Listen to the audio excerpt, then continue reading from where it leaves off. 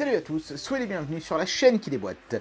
Aujourd'hui on teste une nouvelle petite console de rétro-émulation chinoise, la S30, excusez-moi, de chez Pocket Go. Et si je voulais dire la SN30, c'est parce qu'en fait cette console est calquée sur la manette SN30 de chez 8BitDo, mais avec un écran au milieu pour pouvoir jouer à vos jeux vidéo préférés.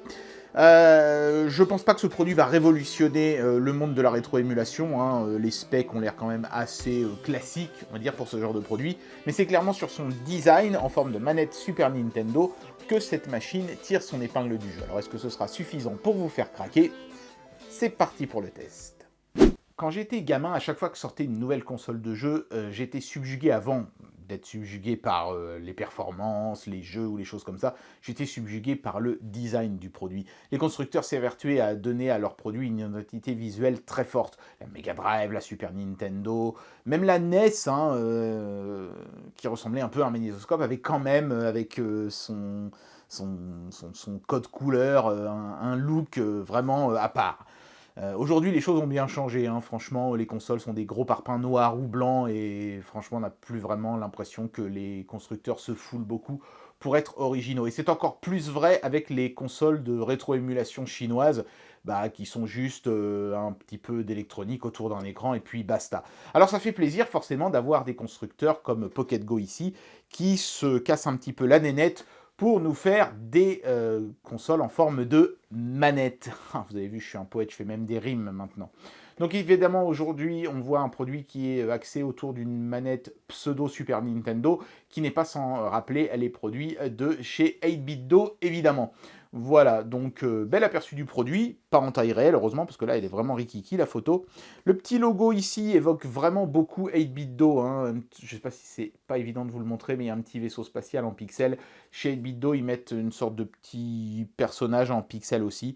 Est-ce qu'ils ont voulu semer la confusion et faire croire que 8BitDo avait participé à ce produit?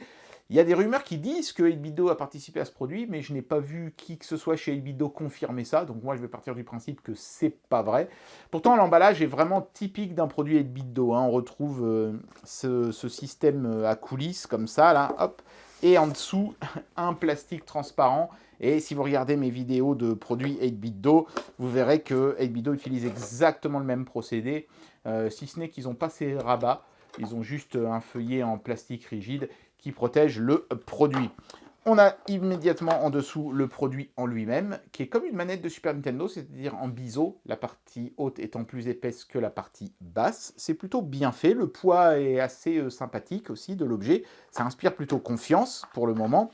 On a un câble de recharge qui est en micro USB type C, donc ça c'est cool, une prise nouveau format, très bien. Et en dessous, on a une petite notice dans un papier déjà jauni, voilà, peut-être pour renforcer l'aspect rétro, je ne sais pas. Voilà, c'est une feuille A4 pliée en 6, rien de vraiment folichon, avec d'un côté les instructions en chinois et de l'autre en anglais. Et vous voyez, ça tient sur une colonne, donc c'est vraiment très facile d'emploi a priori. Ce produit est vraiment super joli. Les finitions ont été soignées, franchement, je n'ai repéré qu'un seul petit défaut dont je vais vous parler dans un instant. Mais c'est très très bien fait et on a vraiment l'impression de tenir une manette de Super qui aurait eu un écran de greffé au milieu. Du coup, les contrôles sont un petit peu plus écartés sur les bords et un petit peu plus petits, mais ils sont de bonne qualité. La croix directionnelle est vraiment très proche de ce qu'on aurait sur une vraie Super Nintendo. Les boutons aussi, c'est juste qu'ils sont un petit peu décalés et un petit peu plus petits que sur la manette originale. On a aussi un stick analogique, un seul. À droite, ils ont mis les boutons Select et Start, mais au moins il est cliquable, ça c'est plutôt cool. L'écran, lui, c'est un 16 dixième, assez classique, qu'on a l'habitude de voir sur ce genre de produit. Et puis on a les boutons L et R et L2 et R2. Évidemment, les boutons L et R sont un peu fins, du coup, et les boutons L2 et R2 sont des boutons digitaux à bascule, et ça, c'est un petit peu, je vous disais, le seul défaut de finition que j'ai repéré, c'est que quand on appuie sur ces boutons, ça crée une sorte de gap. Il ne faudrait pas que des saletés passent entre le bouton et la manette, ce serait un petit peu fâcheux. Enfin bon, c'est un détail, à mon avis, assez insignifiant, mais enfin bon, voilà. Sur le dessous, on a les LED de fonctionnement, la prise jack pour brancher un casque et l'emplacement pour la carte micro SIM et un seul haut-parleur. Ça, c'est un peu Dommage, en plus il n'est pas hyper grand, ça aurait pas été tuant d'en mettre un deuxième ici à gauche. Bon, on aura donc un son mono, dommage. Sur le dessus, on a le bouton Power, la prise de recharge en USB Type C et le bouton de réglage du volume. Et voilà, c'est tout. Donc c'est un produit qui est, ma foi, plutôt simple et efficace. On va enlever le film de protection écran. Voilà, c'est bien d'en avoir mis un. Tac, comme ça, on recevra toujours une console absolument nickel. Regardez-moi ça. On va mettre la machine sous tension et regarder un petit peu son interface. Alors je sais que je ne suis pas le premier youtubeur à vous faire découvrir ce produit. En revanche, je pense être l'un des premiers à vous le faire découvrir dans sa version de firmware 2.0.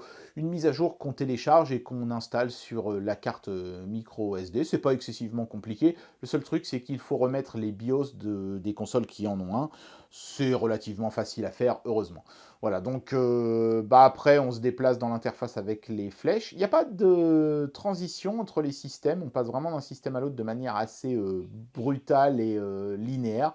Bon, c'est pas plus gênant que ça. Et mine de rien, dans la version 2 du firmware, vous pouvez voir qu'il y a quand même pas mal de systèmes qui sont pris en charge. On a même la 32X, la Dreamcast, la PlayStation 1, la PSP, la turbographe, CD, etc. Il y a beaucoup de choix qui s'offrent à nous. On va commencer avec peut-être de la Super Nintendo, puis ensuite on attaquera sur des systèmes un petit peu plus balèzes.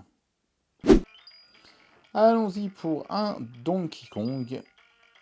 Ça pousse pas mal la Super Nintendo, donc c'est intéressant.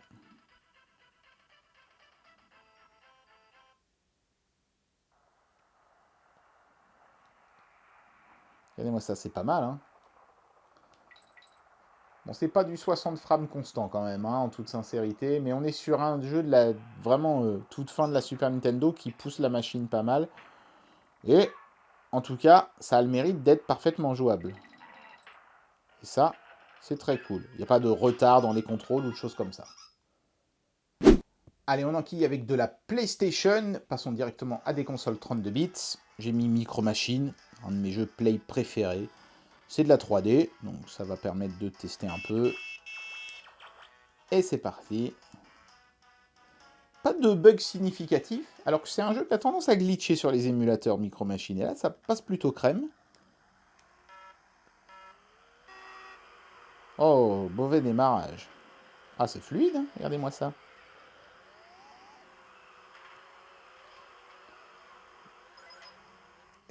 Quand on douille trop dans ce jeu-là, on se fait détruire. Mais regardez, je suis pas loin de mes 60 FPS constants. C'est absolument pas facile de jouer en filmant en même temps. Je joue mal et je filme mal, c'est terrible. Je vous demande un petit peu d'indulgence, mais au moins vous pouvez voir que ça tourne nickel. La Dreamcast, on va voir comment elle s'en sort sur Sonic Adventure 2. Ils mettent toujours ce jeu-là dans ces machines-là. Je m'attends pas à des miracles. On n'est pas sur une machine à la puissance démesurée. Pour le moment, ça va, mais quand ça va être en... Quand ça va être en 2D, en 3D, ça va plus être la même histoire. Fou, laisse-moi jouer. Vas-y. Ah là là. C'est supposé être rapide, Sonic. Ouais, bon, bah comme je m'y attendais. Alors, le stick marche bien. Il est bien pris en compte. Mais le framerate est pas terrible. Et puis, le son est dégueulasse. On voit bien que la console manque de peps pour faire tourner ce genre de système. C'est pas mal, hein, le stick analogique, hein, puisqu'il en parle. On peut effectivement doser la puissance. Il est plutôt précis, il est bien fait. Par contre, bon, la PSP, c'est comme la Dreamcast. Hein. On voit bien que c'est vraiment trop juste. Le son est dégueu, encore une fois. Le framerate n'est pas exceptionnel. C'est jouable, hein, néanmoins. Hein. C'est pas impossible de jouer à Little Big Planet ou à Sonic Adventures 2. C'est juste pas agréable, quoi. Enfin bon, voilà. Sachez que c'est quand même néanmoins faisable. Bon, j'ai essayé hors caméra Tomb Raider Anniversary. Là, par contre, ça rame comme c'est pas possible. Donc, comprenez bien une chose, c'est que ça n'est pas parce qu'un jeu sur une console va bien passer que tous passeront bien, et Dreamcast comme PSP, il y a pas mal de jeux qui passeront pas du tout, hein, parce qu'ils demandent plus de puissance et que la console peut pas la fournir, tout simplement.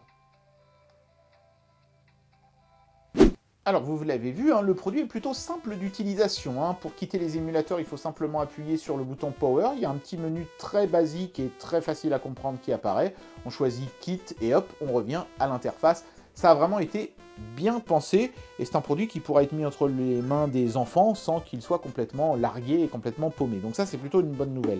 Autre bonne nouvelle, la carte micro SD fournie, d'ailleurs c'est marqué SunDisk dessus, mais je ne sais absolument pas si c'est une vraie ou une contrefaçon, 16 Go, c'est beaucoup moins que sur la console qu'on avait testée précédemment qui avait 64 Go, mais en tout cas, bonne nouvelle, quand on insère cette carte dans un ordinateur, il n'y a pas de message comme quoi il y a des formatages à faire ou des machins comme ça. On voit juste apparaître toute une liste de dossiers avec, entre autres, les émulateurs et les ROM de jeux. Donc rajouter des jeux dans ce produit sera vraiment extrêmement simple. Il suffira de les prendre et de les glisser dans les bons dossiers console sur la carte directement. Il n'y a absolument pas moyen de faire d'erreur.